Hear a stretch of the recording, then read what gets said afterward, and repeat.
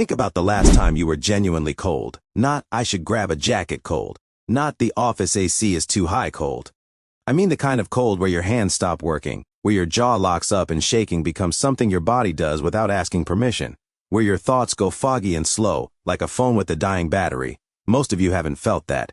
And that's the point. At some moment in the last century, humans essentially opted out of winter. We built invisible walls around it. Central heating, thermal glass, sealed cars, grocery stores stocked with mangoes in January. We turned the most lethal season on the planet into a minor inconvenience. But for the overwhelming majority of human history, hundreds of thousands of years, there was no opting out. Winter arrived the same way it always did, merciless, predictable, and every single year it killed people, not as a tragic accident, as a rule. And yet your ancestors didn't disappear. They pushed into the cold. They followed winter north, into Ice Age Europe, into the frozen steppes of Central Asia, into places where the sun barely bothered to show up at all. They brought their children into landscapes that modern humans would find genuinely terrifying to visit with full camping gear. So the question isn't just how they survived. The question is, how did they win? Here's something nobody tells you in school. Biologically, you are a tropical creature. Your body was shaped by millions of years on warm African savanna. Strip away everything humans invented, every tool, every stitch of clothing, every wall, and what you're left with is an animal profoundly unequipped for freezing temperatures. No thick fur, no blubber layer, no built-in way to slow your metabolism when food gets scarce. Compared to a polar bear or even a wolf, a naked human in sub-zero conditions is almost comically fragile. Hypothermia doesn't announce itself dramatically. It's quiet. Your core temperature drops a few degrees and your hands lose dexterity. Drop a few more degrees and you stop shivering, which sounds like improvement but is actually your body giving up on warming itself. After that, it's not long before the organs start shutting down. The whole sequence, from healthy to dead, can take just a few hours in serious cold. So how did a tropical animal with no natural insulation colonize Siberia? How did people live year-round in places where the ground never fully thaws? The answer is that humans did something no other species has ever done quite the same way. They outsourced their biology. They couldn't grow fur, so they borrowed it. They couldn't hibernate, so they built systems to outlast winter. They couldn't evolve fast enough, so they invented their way through. And the story of how they did that, across 4 separate battlegrounds, is one of the most extraordinary things this species has ever pulled off. The first battleground was the body itself. Fire came first, obviously. And fire was genuinely transformative, not just for warmth, but for cooking, for light, for keeping predators back. Controlled fire is probably somewhere around 1 million years old. Some estimates push further. But fire has an obvious fatal limitation. It stays where you put it. The moment you walk away from the flames, to hunt, to find more wood, to do anything, the cold is right there waiting. Fire is shelter's partner, not a substitute for insulation you can carry on your own back. What ancient people needed was warmth they could wear. Early on, the solution was simple: pull the skin off an animal and drape it over your shoulders. Better than nothing, genuinely better than nothing. But not by as much as you'd hope. A loose hide is full of gaps. Wind finds every opening. The moment you crouch, run, or reach for something, the whole arrangement shifts and cold air floods in. In moderate chill, a draped pelt works. In a genuine killing winter, it's not sufficient. The revolution, and it genuinely was a revolution, came when someone figured out that a hide could be shaped. Not draped, shaped, cut into sections, stitched back together, fitted to the exact contours of a human body so that warm air couldn't escape and cold air couldn't enter. This sounds simple. It was not simple. To do it, you need a needle. Not just any sharp point. A needle with a hole through it, small enough to pull thread through, strong enough not to snap under pressure. Carving that from a sliver of bone requires patience, precision, and an understanding of what you're trying to accomplish. Archaeologists have found bone needles like this stretching back more than 40,000 years, tiny, elegant, clearly intentional.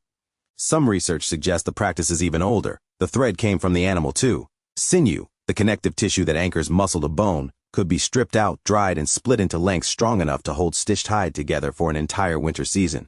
With these two things, a bone needle and sinew thread, ancient people could sew a garment that sealed a pocket of warm air directly against the skin. Flip the hide first side inward, and that pocket became even harder to lose. Layered garments meant layered insulation. This is, without exaggeration, the technology that allowed humans to colonize the planet. Remove the sewn garment from Ice Age Siberia, and there's no human population there. It's that direct. The needle didn't just keep people warm. It unlocked every cold place on Earth, warm enough to function. But now what?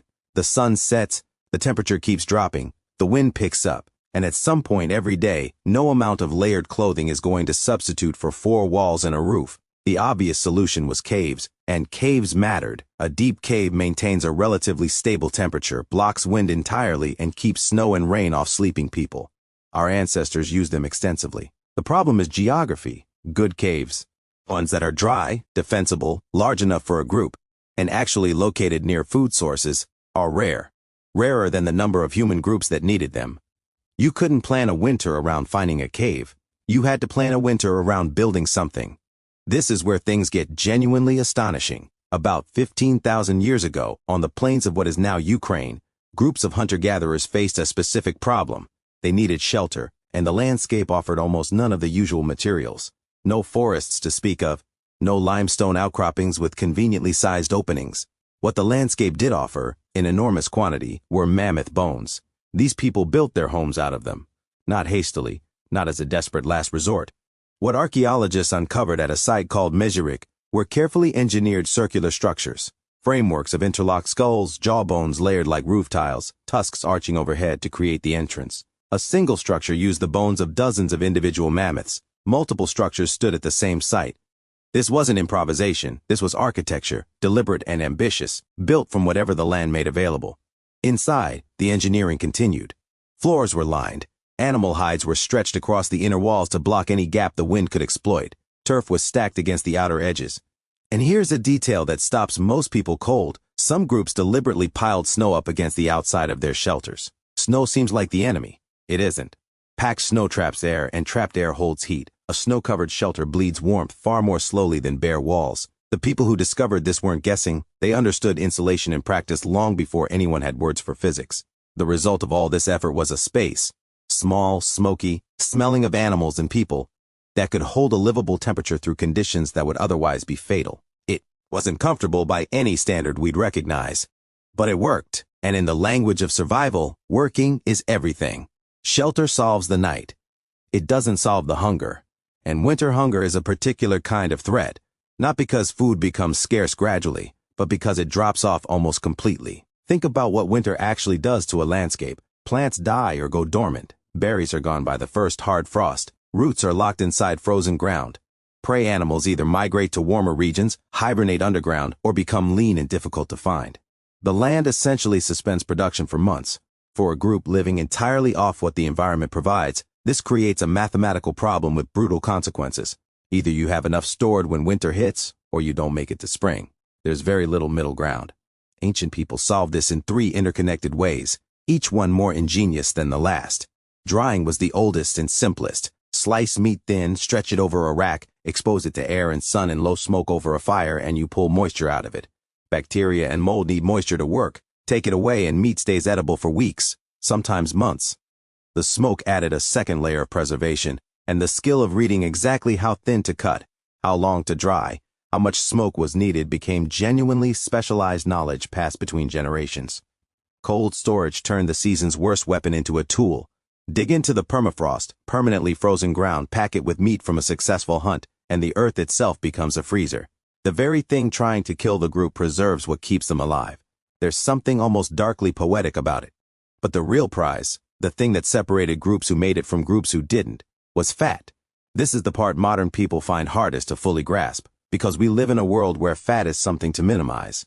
But for a hunter-gatherer deep in winter, burning enormous calories just maintaining body temperature, lean meat alone won't keep you alive. The body needs dense, accessible energy. And fat is the most calorie-dense food source nature offers. Ancient people rendered animal fat down carefully, preserving it in stable form. They combined it with dried meat, sometimes mixed in plant material when available, to create a concentrated, portable, long-lasting food that could sustain people through the deepest part of winter. A group that went into the cold season with adequate fat stores had a genuine shot. A group that didn't was simply hoping the weather would break early. Here's the threat nobody talks about. You're warm, you're fed, your shelter is solid. But it's the middle of winter, 60 degrees north, and the sun set 4 hours ago. It won't rise for another 14. You can't hunt in total darkness. Traveling is dangerous. You're confined to a small space with the same small group of people, night after night, week after week. Nothing is happening and nothing can happen. That kind of enforced stillness has its own way of breaking people. The mind under sustained confinement and darkness doesn't stay stable. It starts to drift. It finds threats that aren't there. The tension of close quarters with no space to escape into becomes its own form of damage. Ancient people didn't solve this by simply enduring it, they turned it into something. Around the fire, in those long dark hours, every piece of maintenance that daylight was too precious to spend on got done. Spear points were napped into sharper forms, clothing was mended before the damage spread. Cords were twisted, traps were repaired, tools were refined, the darkness became a workshop. Every group member preparing the equipment that would make the spring productive. But it was more than practical work. This is where something harder to measure was happening. The elders of the group, the people who had survived the most winters, who held the most knowledge, sat near that fire and talked. And what they talked about mattered enormously. Which hunting grounds recovered fastest in spring, which plant growth meant a good summer ahead, what the signs of a heavy snowfall looked like a week before it came, how to read ice, how to read animals. This knowledge couldn't be written down. It existed only in human minds and human voices. The only way to pass it forward was through conversation, repeated enough times that it became part of what the young people simply knew. And alongside the practical knowledge came everything else that makes humans human. Stories that explained the world, why the seasons turned, what the stars meant, who the group's ancestors were and what they had done. Songs, rituals, the whole imaginative structure that turns a group of individuals into a people with a shared identity. Researchers studying contemporary hunter-gatherer groups have documented exactly this shift. In daylight, conversations are practical. After dark, by firelight, they become something richer. Stories, memory, speculation, connection. The long winter night didn't just give people time to maintain their tools. It gave them time to maintain each other. Step back and look at the full picture. Every single piece of what makes modern human civilization possible, every technology, every institution, every form of organized knowledge, has a root somewhere in the problem of winter. Sewn clothing didn't emerge because people liked fashion. It emerged because the cold demanded a solution more sophisticated than a draped hide, and humans were stubborn enough to find one. That same needle, that same bone, that same hole, is the ancestor of every textile that's ever been made. Architecture didn't emerge because people wanted beautiful spaces. It emerged because the landscape didn't offer caves on demand, and humans refused to die in the open. The mammoth bone houses of Ukraine are conceptually connected to every structure built since. Food preservation didn't emerge from abundance. It emerged from the specific terror of watching winter arrive and doing the arithmetic of whether there would be enough.